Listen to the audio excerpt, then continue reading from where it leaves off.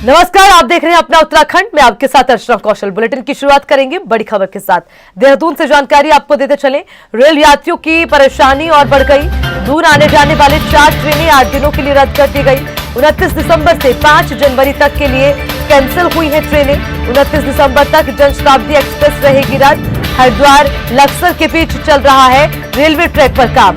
ये बड़ी जानकारी आपको दे रहे हैं। 29 दिसंबर से 5 जनवरी तक के लिए ट्रेनें कैंसिल हुई हैं। 29 दिसंबर तक जनशताब्दी एक्सप्रेस रद्द रहेगी। हरिद्वार और लक्सर के बीच रेलवे ट्रैक पर काम चल रहा है, जिसको देखते हुए ये फैसला लिया गया है और ट्रेन को रद्द कर दिया गया। हालांकि इसकी वजह से अब लोगों को परेशानी झेलनी पड़ सकती है, क्योंकि रेलवे ट्रैक पर काम की वजह से रेल यात्रियों को परेशानी झेलनी पड़ेगी और उसको देखते हुए दूर आने जाने वाली ट्रेन को रद्द कर दिया गया है।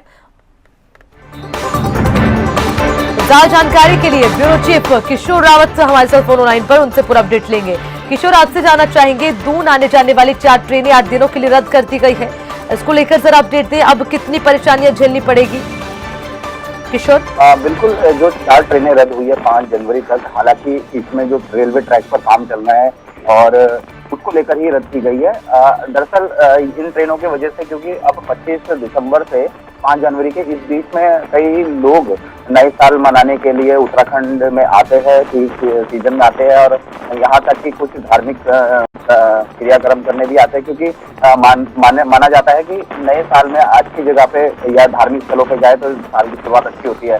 लेकिन अब जब ट्रेनें रद्द हुई है, ऐसे में काफी सारी दिक्कतें हैं, क्योंकि दिल्ली देहरादून से काफी सारे ज्यादातर यात्री यहाँ पर पहुंचते हैं और ऐसे में जनशताब्दी और जो सुबह 5 सवा 5 पे चलती है जनशताब्दी, तो कहीं ना कहीं ये दिक्कतें काफी महसूस की जा रही है लोगों में। लेकिन ये जरूर है कि रोडवेज की बसें ज्यादा लगाई गई है, ताकि जो दिल्ली देहरादून से आने वाले लोग हैं, यात्री है, उनको आसानी हो सके। लेकिन ज्यादातर जो लोग यात्रा ट्रेन से करते हैं उनके लिए दिक्कत है, और खासकर देहरादून और हरिद्वार में बहुत सारे ऐसे लोग हैं जो नौकरियां करने यानी जॉब करने देहरादून आते हैं या फिर देहरादून से हरिद्वार जाते हैं। ऐसे में कई सारी दिक्कतें हैं, लेकिन फिलहाल अगर देखा जाए तो बसों की संख्या बढ़ाई जा रही है। ठीक है किशोर, बहुत बहुत शुक्रिया आपका तमाम जानकारी के लिए।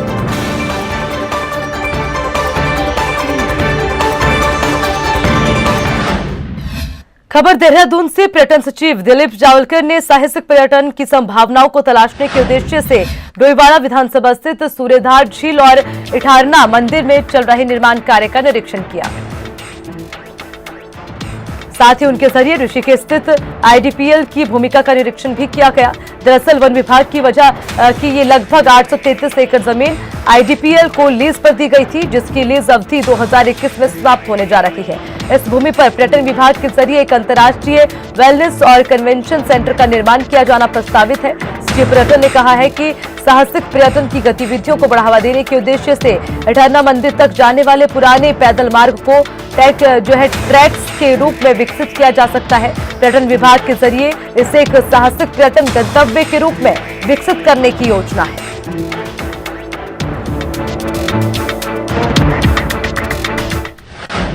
केंद्रीय मंत्री रमेश पोखरियाल निशंक रुड़की पहुंचे, जहां पर उन्होंने किसान सम्मान निधि के कार्यक्रम में शिरकत की। ये भी बता दें कि प्रधानमंत्री नरेंद्र मोदी ने वर्चुअल रैली के माध्यम से देश के 9 करोड़ किसानों को 18,000 करोड़ सम्मान निधि उनके खातों में डाली है। वहीं इस मौके पर केंद्रीय मंत्री निशंक ने कहा है कि कृषि के 3 कानून सरकार इसलिए लाई है कि किसानों की आय दोगुनी कैसे हो सकती है। साथ ही किसान इस विधेयक में कोई संशोधन हो वो लेकर आए, क्योंकि उनके द्वार हमेशा किसानों के लिए खुले हैं। निशंक ने कहा, जो लोग विरोध कर रखे हैं वो किसान नहीं हो सकते, क्योंकि हमारी सरकार किसानों का सब कुछ कर रखी है और किसान पूरी चट्टान की तरह है।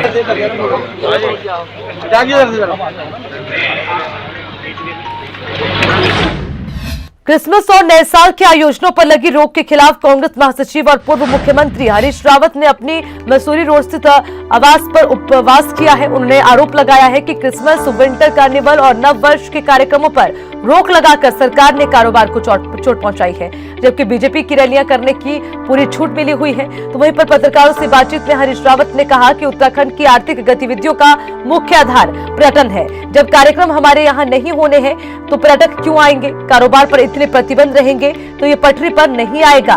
जब बीजेपी रैलियां निकाल रही है तब कोरोना की याद सरकार को क्यों नहीं आती?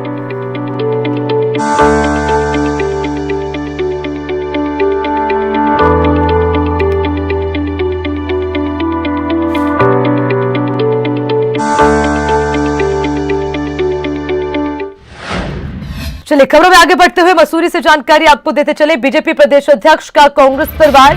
बंशीधर भगत ने कांग्रेस पर जमकर निशाना साधा। कांग्रेस पार्टी पर अब कार्यकर्ता बचे ही नहीं है। ये बड़ा बयान बंशीधर का सामने आया। कहा बीजेपी नहीं कांग्रेस देख रही है मुंगेरी लाल के सपने।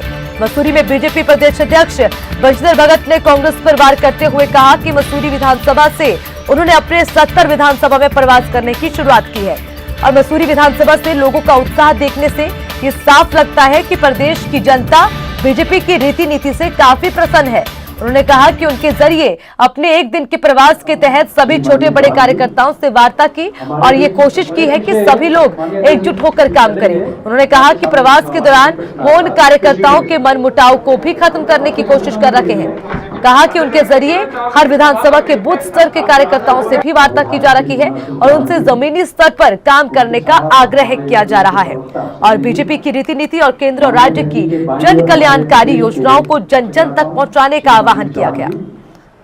हमारे देश बड़े पीछे माननीय अध्यक्ष जी अभी चलेंगे, मैं आपके सामने रखने वाला भी प्रश्न आया था कृषि को लेकर। तो इसी खबर पर ज्यादा जानकारी के लिए सुनील सोनकर हमारे साथ फोन लाइन पर हैं, उनसे पूरा अपडेट लेंगे। सुनील, आपसे जानना चाहेंगे, लगातार 70 विधानसभाओं में जा रहे हैं बीजेपी प्रदेश अध्यक्ष, मसूरी में भी थे, वहां पर क्या कार्यक्रम रहा, किस तरह से कार्यकर्ताओं से बातचीत हुई, इसको लेकर जरा पूरा अपडेट दें सुनील। बीजेपी प्रदेश अध्यक्ष बंशीधर भगत की बात करी जाए तो यहाँ पर उनके 70 विधानसभाओं में प्रवास होना है, जिसकी शुरुआत उन्होंने मसूरी विधानसभा से की और यहाँ पर उन्होंने कार्यकर्ताओं को कहीं न कहीं जीत का मंत्र दिया और एकजुटता से चुनाव और कार्यकर्ताओं को एकजुटता से कहा कि वो सब लोग एकजुट के होकर काम करें, जिससे 2022 का जो 60+ का लक्ष्य भारतीय जनता पार्टी ने रखा है वो पूरा हो सके। वहीं उन्होंने जो मन मुटाव यहाँ पर कार्यकर्ताओं में थे उन मन मुटाव को भी दूर करने की कोशिश करी। उनका ये कहना था कि सभी लोग पार्टी हित के लिए काम करें, जिससे कि 2022 में एक बार फिर पूर्ण बहुमत की सरकार यहाँ पर मुख्यमंत्री त्रिवेंद्र सिंह रावत के नेतृत्व में बन सके और इसी को लेकर लगातार काम यहाँ पर बंशीधर भगत कर रहे हैं। और इस दौरान उन्होंने कांग्रेस पर भी जमकर निशाना साधा। उन्होंने कहा कि कांग्रेस एक डूबता हुआ जहाज है, ऐसे में अब कांग्रेस से कार्यकर्ता बचे नहीं है। कुछ नेता मिलकर भाजपा को घेरने का काम जरूर कर रहे हैं, परंतु उससे कुछ होने वाला नहीं है, क्योंकि 2022 का जो जीत है वो भारतीय जनता पार्टी की होगी। जो कांग्रेस जीत का सपना देख रही है, सरकार बनाने का सपना उत्तराखंड में देख रही है, वो मुंगेरी लाल के हसीन सपने हैं। ऐसे में अब कांग्रेस से मुंह भंग हो गया है और जिस तरीके से केंद्र और राज्य की भाजपा सरकार लगातार प्रधानमंत्री नरेंद्र मोदी और मुख्यमंत्री त्रिवेंद्र सिंह रावत के नेतृत्व में काम कर रहे हैं, उसमें लोगों की लहर है और जिस तरीके से यहाँ पर एक तरीके से उनके स्वागत के लिए लोगों की भीड़ उमड़ी है, तो उससे साफ है कि लोग भारतीय जनता पार्टी पर विश्वास रखते हैं और 2022 में ये लक्ष्य दोबारा पूरा होगा। जी ठीक है, बहुत बहुत शुक्रिया आपका तमाम जानकारी के लिए। हरिद्वार में हुए चर्चित हत्याकांड के बाद राजनीति तेज हो गई है। कांग्रेस प्रदेश अध्यक्ष प्रीतम सिंह ने इस कांड के बहाने प्रदेश सरकार पर निशाना साधा है। हत्याकांड में फरार आरोपी की गिरफ्तारी और पीड़ित परिवार को तुरंत न्याय दिलाने की मांग को लेकर प्रीतम सिंह ने हरिद्वार सिटी मजिस्ट्रेट कार्यालय पर एक दिवसीय धरना दिया। इस दौरान बड़ी संख्या में कांग्रेस कार्यकर्ता शामिल हुए।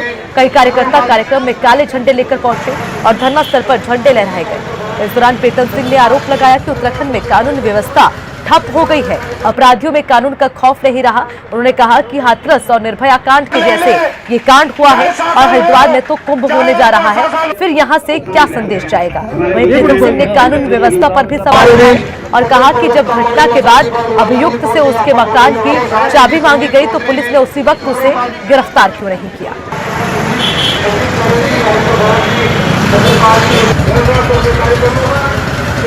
तो हरिद्वार से हमारे संवाददाता पुलकित हमारे साथ जुड़ गए हैं, ज्यादा अपडेट उनसे लेंगे। पुलकित, आपसे जानना चाहेंगे, लगातार हरिद्वार में हुए इस कांड के बाद जो है विपक्ष हमलावर है, इसको लेकर जरा पूरा अपडेट दें, किस तरह से लगातार इसको लेकर राजनीति तेज हो रही है। पुलकित, देखिए, बीते रविवार के दिन ये एक बड़ी जघन्य घटना धर्मनगरी हरिद्वार में घटी है, जहाँ पर एक 11 साल की बच्ची के साथ दुष्कर्म के बाद उसकी जो है निर्मम हत्या कर दी गई है। जबकि ये घटना घटी है तो यहाँ पर जो माहौल है वो काफी तनावपूर्ण है। उसके बाद से इसमें कहीं ना कहीं जो सियासत का भी लोगों को मौका मिल गया है। जहाँ जो बीजेपी के लोग हैं, वो नेता हैं, वो घर पहुंच रहे हैं पुलिस के और सांत्वना दे रहे हैं, वहीं कांग्रेस के जो नेता हैं वो भी लगातार सरकार को घेरने की कोशिश कर रहे हैं और इस मुद्दे को लेकर कई बड़े नेता भी यहाँ पर पहुंच चुके हैं। ठीक है पुलकित, बहुत बहुत शुक्रिया तमाम जानकारी।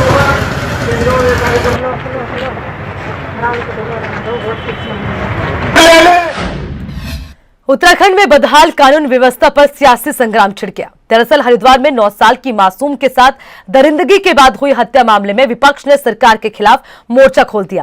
कांग्रेस ने विधानसभा में इस मामले को उठाने के बाद राज्य भर में त्रिवेंद्र सरकार के खिलाफ जमकर विरोध प्रदर्शन किया। तो वहीं पर सरकार ने तुरंत एक्शन लेते हुए फास्ट ट्रैक कोर्ट में मामला चलाने के साथ ही भगौड़े अपराधी की गिरफ्तारी के लिए 50,000 की राशि को बढ़ाकर 1 लाख रुपए कर दिया। तो उधर बीजेपी विधायक महेश नेगी पर यौन उत्पीड़न के आरोप के मामले में भी बीजेपी गिरती नजर आ रही है। रिपोर्ट देखिए। दरिंदगी से देवभूमि एक बार फिर हुई शर्मसार। कानून व्यवस्था पर हाहाकार, कांग्रेस ने किया वार।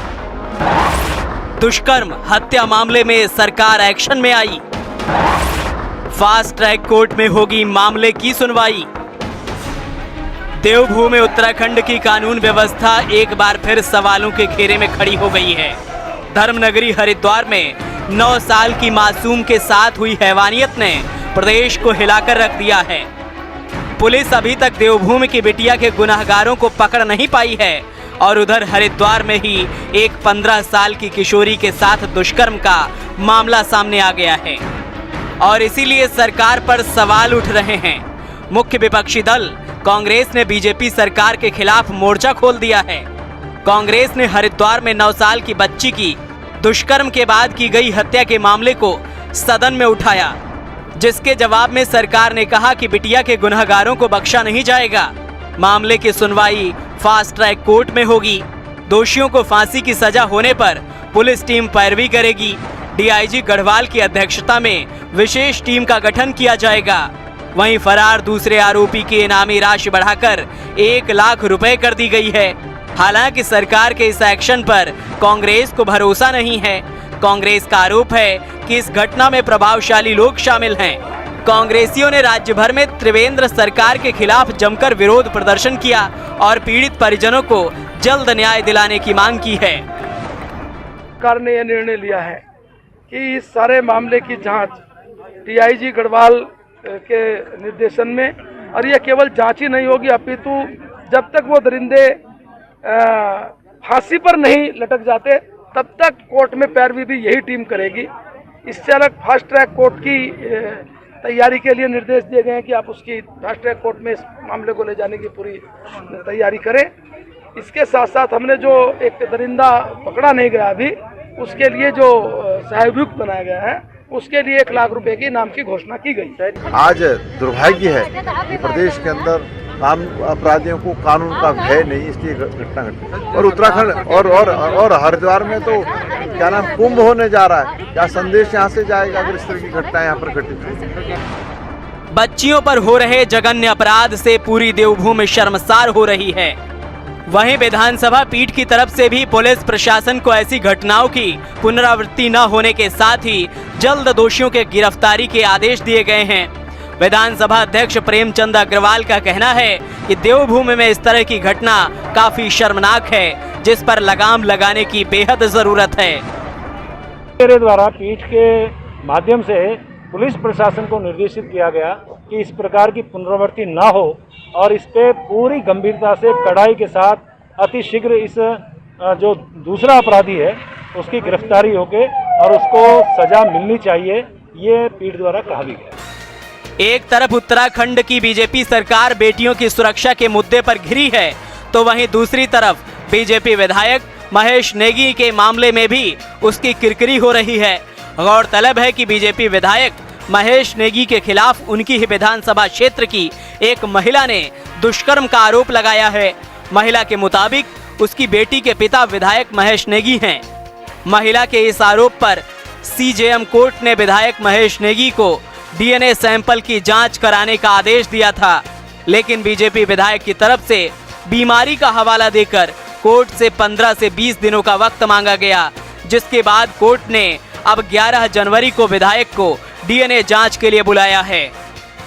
विधायक जी जो है विधानसभा सत्र के लिए यहाँ आए थे 21 को, और कल तक का सत्र था, लेकिन कल उनकी तबीयत अचानक खराब हो गई विधानसभा में। मुख्य न्यायिक मजिस्ट्रेट महोदय ने जो है 2 हफ्ते का समय दिया है और 11 जनवरी डेट फिक्स हो गई इसमें। अब 11 जनवरी को माननीय विधायक जी उपस्थित होंगे न्यायालय में। गौरतलब है कि विधायक महेश नेगी से पहले बीजेपी संगठन महामंत्री रहे संजय कुमार पर भी महिला ने यौन उत्पीड़न के आरोप लगाए थे, लेकिन कोई कार्रवाई नहीं की गई। इसीलिए महिला सुरक्षा को लेकर सरकार सवालों के घेरे में है। अब देखना यह है कि हरिद्वार की बेटियों को सरकार कब तक इंसाफ दिला पाती है, देवभूमि के दैत्यों को कब तक पकड़ पाती है। देहरादून से चंद्रमोहन और किशोर रावत के साथ अंकित काला, हिंदी खबर। चलिए खबरों में आगे बढ़ते हुए एक और बड़ी जानकारी आपको देते चले। हरिद्वार से खबर, अखिल भारतीय अखाड़ा परिषद की हुई बैठक, ये बड़ी जानकारी आपको दे रखे हैं। मुख्यमंत्री त्रिवेंद्र को योगी आदित्यनाथ से सीख लेने की नसीहत दी। प्रयागराज कुंभ की तर्ज पर दिव्य और भव्य हो हरिद्वार कुंभ, मुख्यमंत्री त्रिवेंद्र को ज्ञापन भेजकर प्रयागराज माघ मेले में किया आमंत्रित। प्रयागराज माघ मेले में आकर व्यवस्थाएं देखे सीएम और अधिकारी। पीएम मोदी और केंद्रीय गृह मंत्री अमित शाह से भी मिलेंगे अखाड़ा परिषद के संग। अगले साल होने वाले कुंभ मेले को लेकर सरकार के बीच भले ही असमंजस की स्थिति हो, लेकिन अखिल भारतीय अखाड़ा परिषद ने कुंभ मेला भव्य और दिव्य ढंग से कराने की बात कह दी है। कनखल स्थित नया उदासीन अखाड़ा में अखिल भारतीय अखाड़ा परिषद की बैठक आयोजित हुई। बैठक में अखाड़ा परिषद के अध्यक्ष, महामंत्री समेत सभी 13 अखाड़ों के प्रतिनिधि शामिल हुए। अखाड़ा परिषद के अध्यक्ष महेंद्र नरेंद्र गिरी ने कहा कि वो सरकार से मांग करते हैं कि कुंभ मेला पूर्ण स्वरूप से किया जाए और उत्तर प्रदेश सरकार के माघ मेले के लिए व्यापक स्तर पर तैयारियां की जा रही हैं। उसी तर्ज पर हरिद्वार में महाकुंभ मेले की भी सभी तैयारियां पूरी परंपराओं के साथ की जानी चाहिए। ठीक है। अरे नहीं, आप आगे आ जाओ जी।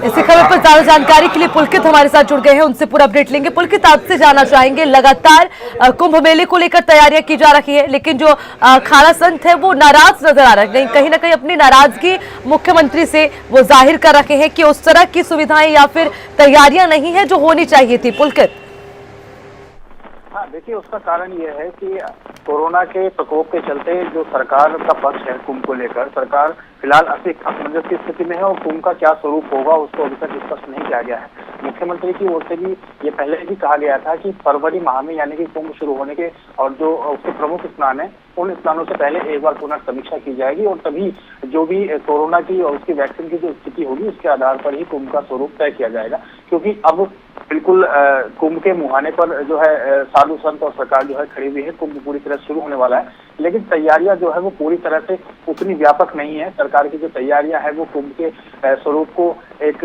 प्रतीकात्मक स्वरूप के रूप में जो है सरकार उसको लेकर चल रही है, ऐसा अभी तक की तैयारियों से नजर आता है। तो साधु संतों की जो आपत्ति है, जो उनका कहना है, वो ये कहना है कि जैसे उत्तर प्रदेश में जो माघ मेला होने वाला है तो उत्तर प्रदेश सरकार की ओर से माघ मेले के लिए ही पूरी बड़े स्तर पर तैयारियां की गई है, जबकि हरिद्वार में महाकुंभ मेला होना है जो कि 12 वर्षों में एक बार आता है। तो उसके लिए उतनी व्यापक तैयारियां क्यों नहीं की जा रही हैं, इसी को लेकर अखाड़ा परिषद की कल बैठक भी हुई, जिसमें 13 अखाड़ों के सभी प्रमुख संत जो है शामिल भी रहे और मुख्यमंत्री से बैठक के माध्यम से मुख्यमंत्री उत्तराखंड सरकार से ये मांग भी की गई है कि यहाँ पर भी कुंभ के लिए जो है बड़े स्तर पर व्यापक तैयारियां की जानी चाहिए। और इतना ही नहीं, कुछ प्रमुख संतों के द्वारा अखाड़ा परिषद के महामंत्री के द्वारा इस तरह की भी एक चेताने की बात भी कही गई है सरकार को कि अगर सरकार तैयारी नहीं करना चाहती है, सरकार के स्तर पर तैयारियां नहीं होती है, तो जनवरी के बाद जो साधु संत हैं, जो अखाड़े हैं, वो अपने स्तर पर ही तैयारियां शुरू कर देंगे। लेकिन कुंभ जो है हर स्थिति में पूरी तरह से व्यापक और भव्य और दिव्य ढंग से ही आयोजित होगा। ठीक है, बहुत बहुत शुक्रिया आपका तमाम जानकारी के लिए।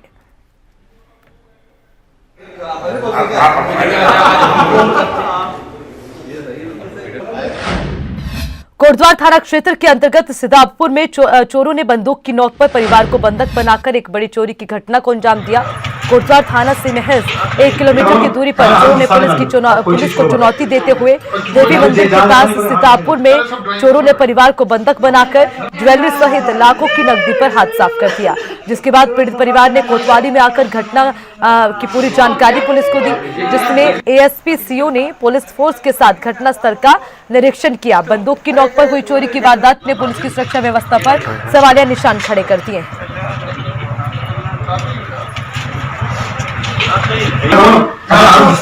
आप कोई चीज छुओ मत, जहाँ जाना नहीं पड़ेगा, हाथ आगे रखो। अरे सब ड्राइंग रूम में बैठ।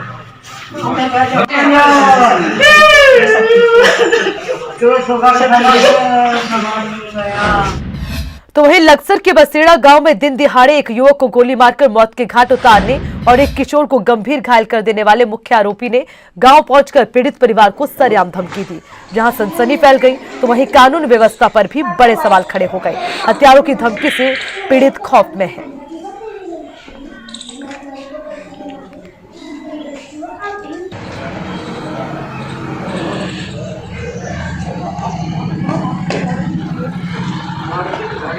लक्सर के बसेड़ा गांव में दिन दहाड़े 5 दिन पहले एक युवक की हत्या कर दिए जाने के मामले में पुलिस अभी तक कोई कार्रवाई नहीं कर पाई है। सीधे सीधे कहें तो दोनों हत्या आरोपियों को गिरफ्तार नहीं किया गया, लेकिन इस बीच हत्या आरोपी गांव में आकर के एक बार फिर पीड़ित परिवार को डरा धमका कर चले गए। सवाल उठ रहा है कि क्या पुलिस का खौफ बिल्कुल भी नहीं है।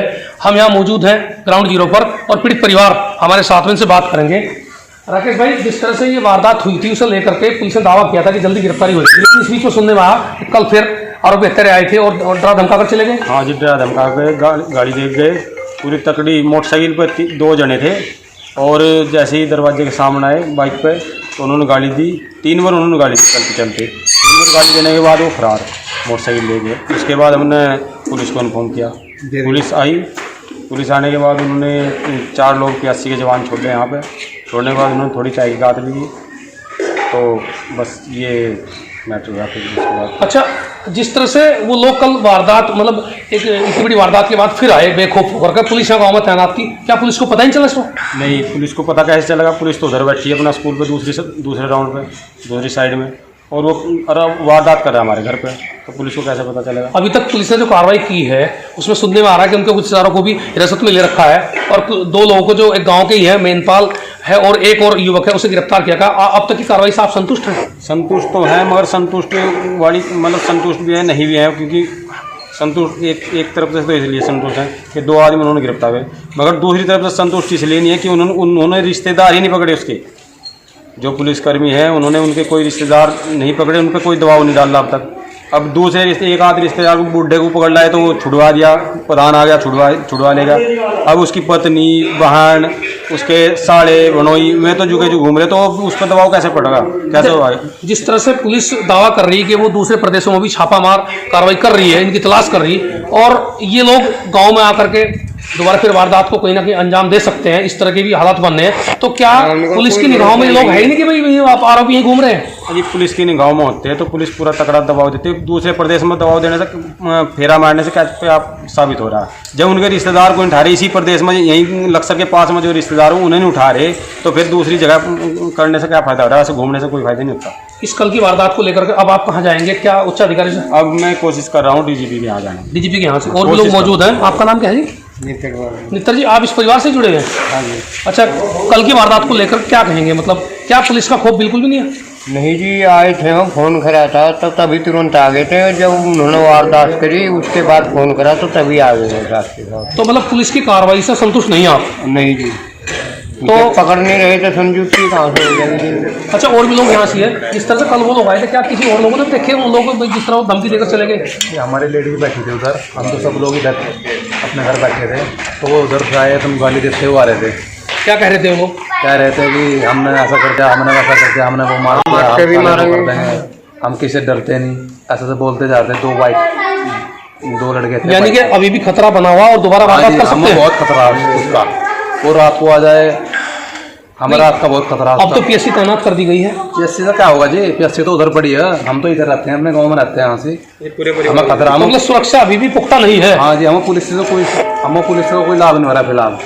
आपने सुना ये वो पीड़ित परिवार है जिस परिवार का एक सदस्य मौत के घाट उतार दिया गया और दूसरा जिंदगी यानी कि जो गंभीर रूप से घायल और जिंदगी मौत के बीच जोली ग्रांट अस्पताल में जूझ रहा है। इसीलिए आरोप लगा रहे हैं कि पुलिस की अब तक की कार्रवाई से ये परिवार संतुष्ट नहीं है, साथ में खतरा बना हुआ है। आरोपी हत्यारे जिस तरह से कल फिर दिन दहाड़े धमकाकर चले गए और पुलिस गांव में मौजूद थी लेकिन उन्हें गिरफ्तार नहीं कर सकी है। दूसरी तरफ पुलिस दावा कर रही है कि लगातार दबिश दी जा रही है और जल्दी ही उन्हें पकड़ करके सलाखों के पीछे भेजा जाएगा। लेकिन आने वाला वक्त बताएगा कि कब तक आरोपियों को जेल भेजा जाता है और तब जाकर के इस पीड़ित परिवार को शांति मिल पाती है। जसप्रीत सिंह, हिंदी खबर, लक्सर।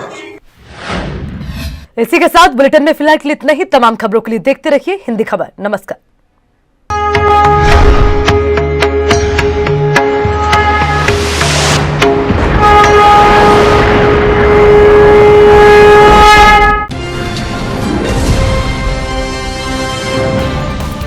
घंटी का बटन दबाइए और हिंदी खबर से जुड़ जाइए।